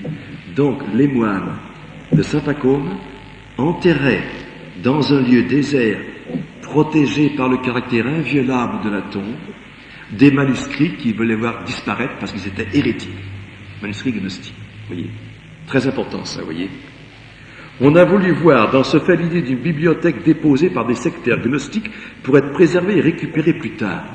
Mais les gnostiques ont existé après. Ils ne sont pas venus chercher des manuscrits dans la tombe. Preuve qu'ils ne savaient pas qu'il y avait des manuscrits dans cette tombe, bien sûr. C'est bien le hasard des paysans qui les a fait trouver. L'invraisemblance de la chose étant apparue à la suite d'un certain nombre d'observations tout à fait pertinentes faites par les érudits. Caractère hétéroclite des manuscrits sont des manuscrits tous hérétiques. Il y a des manuscrits gnostiques, des manuscrits hermétistes, des manuscrits manichéens, tous ensemble dans la même grotte. Absence des rituels de la secte, pas de rituel. Disparition des gnostiques à l'époque du dépôt. Présence des moines de Saint-Pacôme dans les environs immédiats. On est arrivé à cette conclusion, pour les manuscrits coptes, que les manuscrits avaient été récupérés par les moines de Saint-Pacôme, triés, mis de côté, enfouis en terre, pour être soustraits à la lecture des fidèles. Et c'est le sens du mot apocryphe. Un ouvrage apocryphe est un ouvrage qui doit être apo, mis de côté, crypto pour être caché. Donc caché pour être soustrait à la lecture des fidèles. C'était, si vous voulez, l'index de l'époque. C'était l'index de l'époque. Nous savons qu'au cours des 2e et 3e siècles après Jésus-Christ, les moines chrétiens en Palestine et en Égypte sont occupés de récupérer les manuels hérétiques pour les détruire soit par le feu, soit en les enterrant dans un lieu inaccessible, protégé par le caractère inviolable des cimetières. Vous voyez. Or, on a trouvé des manuscrits esséniens dans une des grottes sous le cimetière lui-même.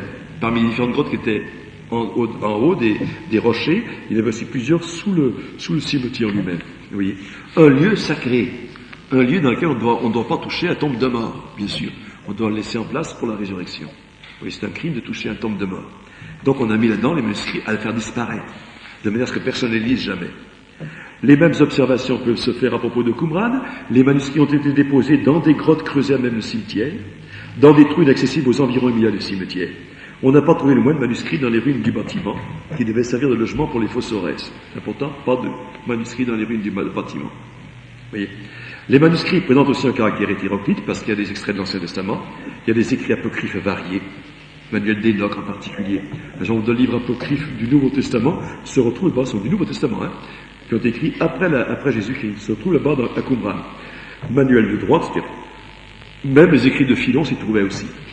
Il faut noter à partir du IIIe siècle la présence d'un monastère chrétien dans les monts de Juda, éloigné d'environ une dizaine de kilomètres du cimetière de Qumran, et c'est à quelque chose près la distance qui sépare les ruines de la basilique de Saint-Pacôme du cimetière ancien où furent découverts les manuscrits gnostiques. Le monastère de Marsaba, le monastère Saint-Saba, que j'ai marqué Kirbet Mird, vous voyez, qui se trouve sur les bords, sur le rocher au-dessus du Cédron. Le Cédron part de Jérusalem et se jette dans la mer Morte.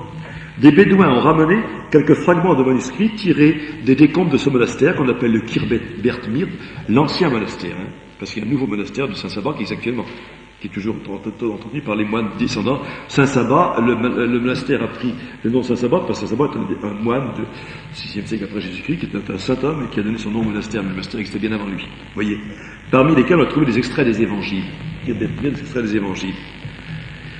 Il faut ajouter encore à propos des apocryphes de l'Ancien Testament, livre des Jubilés, livre d'Enoch, testament des 12 patriarches, psaume de Salomon, etc., qui n'étaient pas reconnus par les autorités rabbiniques. Les rabbins les rejetaient comme non conformes à l'enseignement de Moïse. Et ensuite, ils ont été connus par nous, actuellement, par des versions syriaques, arméniennes, coptes, éthiopiennes, dans les églises chrétiennes locales. Des églises chrétiennes locales à une époque où elles ne respectaient pas un canon de livres reconnus inspirés. Donc on ne savait pas qu'ils étaient apocryphes. C'est là que les fragments de Qumran en sont les plus anciens textes connus. Parce qu'on trouve là-bas, à Qumran, des extraits des testaments des patriarches, du livre d'Enoch, etc., qu'on a trouvé à Qumran. Serait-il invraisemblable de concevoir, je pose la question, mais la réponse est oui, bien sûr. Serait-il invraisemblable de concevoir que des moines chrétiens, ceux de Marsaba, voyez, est rassemblé de vieux manuscrits déclarés apocryphes par les autorités religieuses, voyez, au cours des premiers siècles de l'Église, et les a déposés dans ces grottes au fur et à mesure qu'ils en trouvaient, gardant en secret l'endroit du dépôt pour ne pas donner aux hérétiques curieux l'idée d'aller les récupérer. Voyez. Avant de dire ma conclusion, nouvelle chose récente, 1 ou 2 ans. Je m'en sers pas dans mon exposé parce que je pense que ça me chiffonne, mais si c'était vrai, ce serait merveilleux, si vous voulez. Ça confirmerait dans 100% ma thèse, si vous voulez.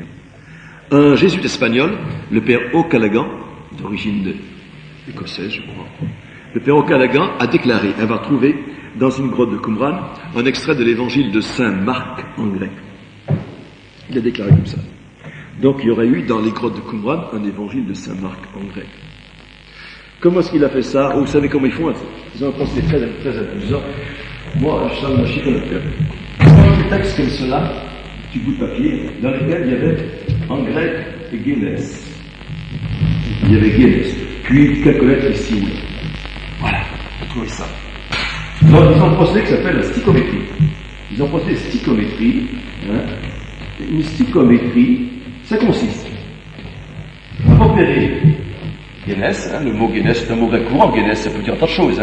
Guinness il va devenir, Genesis la naissance, enfin un tas de mots grecs. Bon. Le principe c'est de repérer la grosseur et la disposition des entre elles, repérer le tête là-dessus, écrire tout ça bien comme il faut sur un papier décalque, puis après chercher où est-ce qu'on peut poser ce passage-là. Alors pour ça il faut réécrire le texte de l'évangile, par exemple. Ce qu'il a fait, il a dit, le plan Guinness, c'est Génézareth. Comme ça. Il a supposé, il a fait une hypothèse. C'est donc la forme des quatre lettres du mot Génézareth.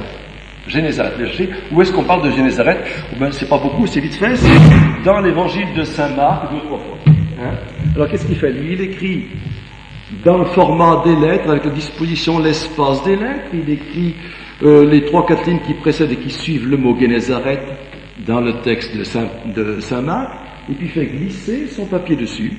Et s'il voit que toutes les autres lettres correspondent à des mots qui sont dessus en dessous, ça y est. Donc c'est l'extrait tiré de Saint Marc. Voyez. Or il l'a fait, puis il est tombé à peu près d'accord sur un passage de Saint Marc ainsi traité. Et il a dit, ben ça, c'est un extrait de l'évangile de Saint Marc qui se trouve donc dans une grotte de Qumran. Donc, dans les grottes de Qumran, il y avait des textes chrétiens. Donc ça n'a pas pu être déposé avant le Christ. Et donc les gars qui déposaient leur manuscrit là-bas, il y avait des chrétiens, puis c'était un vieux manuscrit, un petit morceau ou un log qu'ils avaient jeté là-bas parce qu'ils ne savaient pas quoi faire. Voilà ce qu'il a dit. Bon, le procédé me paraît, hasardeux, quoi, si vous voulez. C'est peut-être vrai, je ne dis pas que ça faux non plus. Il me paraît hasardeux. J'avais écrit mon topo avant, j'ai appris ça après. C'est grâce à l'abbé Chirac qui m'a expliqué ça en détail, qui m'a traduit tous les articles des revues anglaises ou américaines ou italiennes, parce qu'il sait toutes les langues, vous voyez. Il m'a tout traduit, et il m'a amené le dossier complet, il m'a dit, monsieur Couvert était furieux quand j'avais écrit tout ça, là. Monsieur Couvert, je crois que je commence à être d'accord avec vous. J'ai dit, c'est pas possible, parce qu'il y a des années qui m'engueulaient sur ma thèse, mais c'est épouvantable. Comment vous vous opposez à l'abbé Carmignac? Carmignac, c'est extraordinaire. Je crois que je suis d'accord avec vous. Alors je lui dis, qu'est-ce qui arrive? Alors il arrivait ça. Là, il m'a dit, alors après ça, il s'est débrouillé pour que toutes les revues, il a photocopié, il a traduit les revues, je sais pas l'anglais, je sais pas si c'est l'anglais. Et en fait, il y en a qui se disent, ça se discute, c'est un sujet discutable. Ça se discute plus ou moins. Et puis voilà. Si vous voulez, alors, je vous livre ça en plus, quoi, Je vous livre ça en plus, c'est possible que ce soit vrai. Ça me paraît quand même un petit peu maigre comme, si on en trouve d'autres, peut-être. Et alors à ce moment-là, si on trouve des manuscrits chrétiens à Qumran, alors à ce moment-là, ça montre bien que c'était des judéo-chrétiens. Ce qu'il fallait démontrer, c'est QFD, si vous voulez, Vous voyez les choses. Résumons notre étude. Premièrement, des certitudes. Les quelques textes connus sur les Esséniens s'appliquent à une communauté vivant au 1er siècle après Jésus-Christ, pas avant Jésus-Christ. Voilà. L'existence d'un essénisme est totalement ignorée par tout le Nouveau Testament. L'Ancien Testament, évidemment, par les pères de l'Église, jusqu'à Saint Jérôme. Au point qu'un monsieur Del Medico a pu écrire un livre intitulé Le mythe des Esséniens. Les Esséniens, c'est un mythe. Et moi je dis, c'est une imposture de prendre des moines chrétiens et bibliques pour en faire des Esséniens. Et pour en dire que c'est une communauté à part. Toutes les tentatives faites pour identifier un maître de justice qui aurait vécu un siècle avant Jésus-Christ aboutissent à un échec total. Impossible de trouver ce bonhomme-là. Vous voyez. Donc le maître de justice, c'est pas ça. Vous voyez. Des hypothèses invraisemblables, un monastère à Qumran, il n'y a pas de monastère à Qumran, voyez. Une bibliothèque cachée pour être récupérée, c'est pas possible, voyez, elle aurait déjà été récupérée si c'était vrai. Et une convergence remarquable d'indices permettant de soutenir l'hypothèse, qui pour moi est une thèse solide, que la plupart de ces manuscrits sont judéo-chrétiens, écrits par les Ébionites, les pauvres de Jérusalem, voyez. On a noté que l'âge était le symbole du Christ chez les judéo-chrétiens, or, dans l'Église primitive, chez Saint-Irénée explique bien pourquoi l'âge c'est un symbole chrétien, je passe au détail. Or, on distribuait une hachette à chaque néophyte essénien. On trouve répandues dans les manuscrits de Qumran 2 erreurs, la nature angélique du Verbe et l'attente d'un double Messie. Or, cette erreur était professée par les judéo-chrétiens. Enfin, les manuscrits de Qumran présentent la ruine du peuple juif, l'invasion des Kittim, les malheurs survenus aux prêtres impies ou aux derniers prêtres, parce qu'ils sont les derniers prêtres, comme un châtiment divin pour avoir persécuté le maître de justice et ses disciples. Or, c'est exactement ce qu'affirme l'Église chrétienne, mais elle applique au châtiment pour le refus d'avoir reconnu Jésus comme le Messie annoncé. Voilà. Question.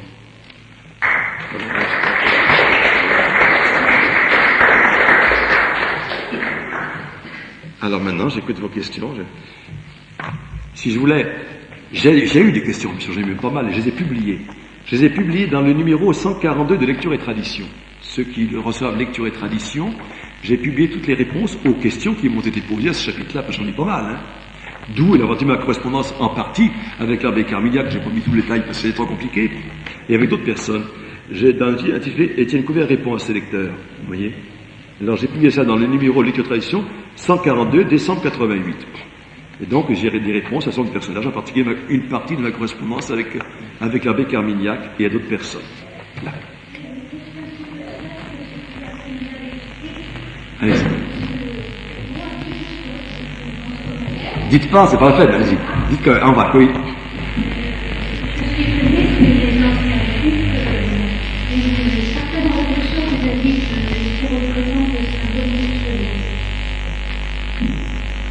Ah, parce que, attention, pourquoi vous êtes là-dessus? Parce que les rabbins ont un souci considérable. Éviter tout ce qui peut être idolâtrie. Hein. Il n'y a que Dieu, et Dieu ne se représente pas par des images, même pas le soleil. Ni sous forme d'objet. On ne représente pas Dieu, on ne le nomme pas, on ne l'écrit pas. À la place de Dieu, on met un blanc dans le texte. Vous voyez? On ne l'écrit pas. Respect de Dieu. C'est très bien, hein? Alors les chrétiens n'ont pas estimé que c'était adorer le soleil, que se tourner vers l'Orient pour prier. Puis c'était le rite habituel. Alors les rabbins condamnaient ça. Hein? Et ils condamnaient ces choses-là. C'est Philon qui le fait remarquer à propos des thérapeutes. Ils étaient condamnés par les rabbins juifs parce qu'ils se tournaient vers le soleil levant, le matin. Bon, donc ce n'étaient pas des juifs ordinaires. C'était des juifs déjà en rupture avec les autres. Par exemple, oui. Une fois encore. Autre question. Oh, il n'y en a pas beaucoup. C'est dommage. Oh, c'est dommage. Bon, une question qui m'a été posée. Votre étude sur les Esséniens ne permet pas de prendre vraiment position. Vous lancez une hypothèse suggestive, intéressante, nouvelle. Je ne vous dis pas qui c'est qui m'a aussi parce que c'est un personnage très connu. Encore faut-il étayer de fortes preuves. Il faudrait ces preuves massives que vous annoncez, que vous affirmez tenir en réserve en vue d'un ouvrage dont votre chapitre 4 n'est que la substance. Je réponds ça en lui expliquant un certain nombre de choses. C'est intéressant. Alors ça, c'est l'abbé Carmignac qui me fait des objections d'ordre très minutieux, auxquelles j'ai répondu minutieusement, si vous voulez. Vous voyez? Encore, le père Posera, puisqu'il m'a permis de parler de lui, le père Posera. Le plus grand manuscrit est un rouleau d'Isaïe. Les manuscrits seraient des apocryphes. C'est vrai que le rouleau d'Isaïe, c'est pas un apocryphe, bien sûr. Comment peut-on expliquer la présence de ce manuscrit d'Isaïe? J'accompagne en Terre Sainte un groupe de séminaristes des Cônes. J'aimerais, si l'occasion s'en présente, leur exposer votre point de vue sur les Esséniens qui me semble bon. Veuillez me répondre seulement si vous jugez utile. Alors j'ai fait une longue réponse, en expliquant l'histoire des Karaïtes, l'histoire du Kirbet-Emir, etc., de Marsaba et tout le reste. Et puis le cimetière des Saints. Qumran s'appelait le cimetière des Saints, dans un manuscrit arabe du 7e siècle, au moment de la prise de Jérusalem par les Perses. L'armée comportait beaucoup d'Arabes, de musulmans, qui n'étaient pas musulmans à l'époque, excusez-moi, et qui ont poursuivi là-bas les chrétiens jusque dans le cimetière de Qumran. Oui, c'est une histoire que j'ai racontée en expliquant plus, vous voyez. Voilà des choses comme cela. Alors bien sûr, c'est un petit peu de la minutie, si vous voulez, dans les réponses. Alors, j'explique d'ailleurs à celui qui m'a écrit que les fortes preuves massives, elles sont uniquement quand il suffit de lire les textes de Qumran tels qu'ils sont. Et on comprend très bien qu'ils sont chrétiens, quand on lit ensemble les textes. Mon étude sur les Esséniens a abouti à des conclusions fermes et assurées. Je lui réponds. Les Esséniens sont les chrétiens du 1er siècle. À cette époque, ils ne s'appelaient pas chrétiens, mais les saints, en syriaque Asaya, d'où le nom Esséen ou Essénien. C'est au 2e siècle seulement que le nom de chrétien va devenir usuel. Auparavant, on les appelait Nazaréens, ou les Judéens. Nazaréens, c'était les Juifs qui étaient comme ça. Parce que le Nazaréen, c'est un imposteur pour eux. Ceux qui menaient la vie juive, les Judéens. Les craignants Dieu aussi, on les appelait comme cela. Parce que judaïser à cette époque-là voulait dire devenir chrétien dans le monde romain d'alors. Vivre à la mode juive. On ne peut pas vivre à la mode juive quand on n'est pas juif. Et les chrétiens, ils ne sont pas juifs, ils sont chrétiens. Puis ils sont païens, ils sont gentils comme les autres. Alors, ils vivent à la mode juive. Ça paraissait absurde, impensable que des chrétiens vivent à la mode juive. Ils vivent en fait à la mode chrétienne. Mais à cette époque-là, on ne distinguait pas le chrétien du juif. Vous voyez. Daniel Rops, dans son introduction à Jésus en son temps, se demande pourquoi Flavius Joseph ne nomme jamais les chrétiens, alors qu'il les connaît certainement. À cette époque-là, à la fin du 1er siècle, il connaissait bien les chrétiens. À cette question, il ne trouve pas de réponse assurée, Daniel Rops. Je réponds moi-même, je ne peux pas lui répondre parce qu'il est mort, Daniel Rops. Je réponds moi-même que Joseph ne nomme pas les chrétiens parce qu'ils appellent simplement les Esséniens. Philon nous raconte que les thérapeutes, les serviteurs de Dieu, se rassemblent chaque semaine pour les mystères. Vous voyez, mystéria, en neutre grec, pluriel. Et on se demande ce que veut dire ce mot, sans voir que c'est le nom donné par les chrétiens à la messe. La messe s'appelait pas messe, elle s'appelait les mystères. À cette époque, tout simplement, dans la liturgie chaldéenne, qui fut celle des apôtres et des premiers chrétiens, la messe se dit les mystères. Et encore aujourd'hui, la liturgie chaldéenne est pratiquée par les chaldéens. Il y a une église chaldéenne à Paris où ils appellent pas la messe, ils disent les mystères. C'est le mot lui-même, mystéria. Le mot grec qui est resté dans les chaldéens. Dans les manuscrits de Qumran, on trouve un commentaire de Nahum dans lequel il est dit à propos du maître de justice, mais lui qui a été pendu au bois, on le vénérera. Pendu au bois, esclave, c'est pas bien digne de vénération en principe, voyez. Puis le prêtre impie a poursuivi le maître de justice pour le mettre à mort, mais Dieu l'a réveillé en lui envoyant son esprit. Ne pas voir qu'il s'agit de la crucifixion et de la résurrection, c'est volontairement se boucher la vue. Avec de tels textes, c'est absolument impossible de nier que le maître de justice était Jésus-Christ. Bon, c'est ce que je pense, Ça me paraît évident, pour moi ça me paraît évident. Je ne vois pas d'autres explications. D'autant plus que, puisque le brave Dupont-Sommer a dit qu'un siècle avant Jésus-Christ, un gars qui a été pendu au bois, puis qui a été ressuscité, on ne voit pas, on ne connaît pas bien. Donc il reste plus que celui-là, puis la résurrection, c'est un phénomène unique dans l'histoire du monde. Alors vous voyez, on ne peut pas trouver plusieurs hommes ressuscités, même à un seuil d'intervalle. Voilà. Comme ça, je réponds à d'autres questions qui m'ont été posées, mais ce n'est pas les vôtres. Oui. Ah ben, ils sont tous à Jérusalem, mais en sous-sol, cachés. Ils ont tous photocopié, reproduit, je ne sais pas quelle façon, pour les montrer dans un musée là-bas à Jérusalem. Moi, je ne suis pas allé, mais je sais qu'ils ne les montrent plus maintenant. Je sais qu'il y a un rouleau complet de manuscrits de Qumran qui n'a toujours pas été dévoilé. C'est Del Medico qui nous raconte. Qui n'est toujours pas connu, qui n'est toujours pas dévoilé. Vous voyez. Oh ben, ils ont été publiés par un tas de gens. Vous avez donc Del Medico, vous avez Géza Vermès qui les a publiés, vous avez Albert Vincent, vous avez Dupont-Sommer, il a écrit le gros livre, ils appellent ça les écrits esséniens, carrément, un gros livre qui est tout expliqué. C'est tout traduit, commenté, développé en grand déjà, on les connaît bien.